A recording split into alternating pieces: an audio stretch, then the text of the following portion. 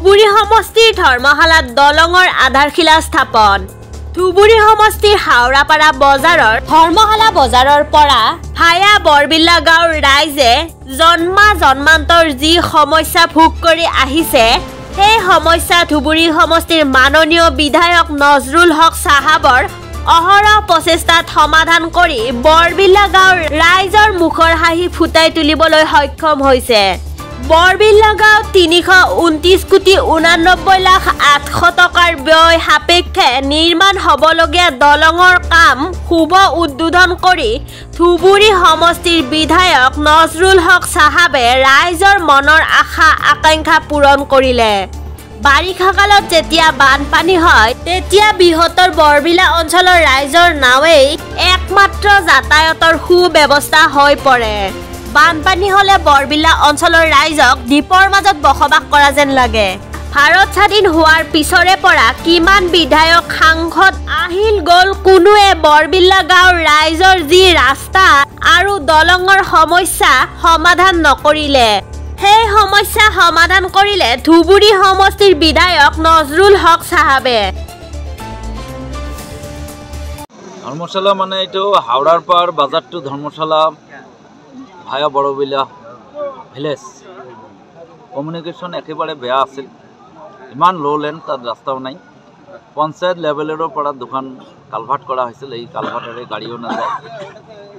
তো এই অৱস্থাত অসম চৰকাৰৰ মাননীয় মুখ্যমন্ত্ৰী ডাঙৰীয়াক মই ধন্যবাদ জনাম।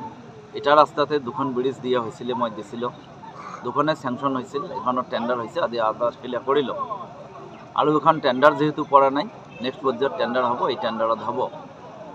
আৰু এই ৰাস্তাটোৰ এনেকুৱা অৱস্থা বেয়া, অসম চৰকাৰে বান্ধি দিয়া গাইডলাইন মতে 73 লাখ পাৰ কিলোমিটাৰ ব্লাক টপিং ৰাস্তা হ'ব লাগে।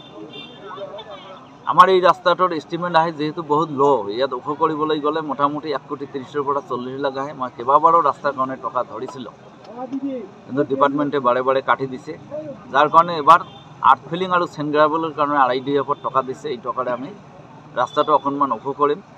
ব্ৰিজ দুখন হোৱাৰ পিছত নেক্সট পৰ্যায়ত যিটো মই টকা পাম PWD বিভাগত, তাৰে পৰা ৰাস্তাটো গোটেই পকীকৰণ কৰা হ'ব বুলি মই ইতিমধ্যে ৰাইজক কথা দিলোঁ।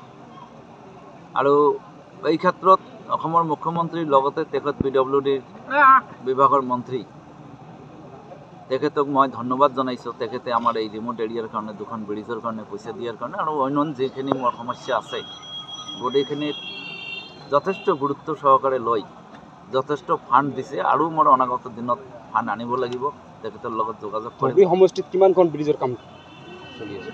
আজি এইখন লৈ 7খন ইতিমধ্যে ৰানিং অৱস্থাত আছে, 7খনৰ কাম চলি আছে। মই আৰু এখন ব্ৰিজৰ প্ৰপ'জাল দিছোঁ, যিটো PWDৰ যিটো নৰ্মছ আছে, PMYG বাদ দি যিখিনি গাড়ী আৰু ৰাইজৰ যাতায়াত থাকিব লাগে, ফলিমাৰীত তেনেকুৱা ব্ৰিজ এখন টেণ্ডাৰ হৈছে, এলটমেণ্ট হৈছে। এই ব্ৰিজখন অনতি পলমে তাৰ কাম আৰম্ভ হ'ব। এই ফলিমাৰীৰ গদাধৰ নৈখনত আৰু এখন মই ব্ৰিজ দিয়াৰ কাৰণে ইতিমধ্যে যোজনা চলাইছোঁ। ডিপাৰ্টমেণ্টে ইয়াত DPR বনাই আছে, এইখনো ইনশাল্লাহ মই চেংচন কৰি ইয়াত। ধৰ্মশালা পাটপুৰত আজি যিখন ব্ৰিজ উদ্বোধন কৰিলে, এইখন কিমান টকাৰ স্কিম আছে? এইখন আছিল 3,29,89,000 টকা।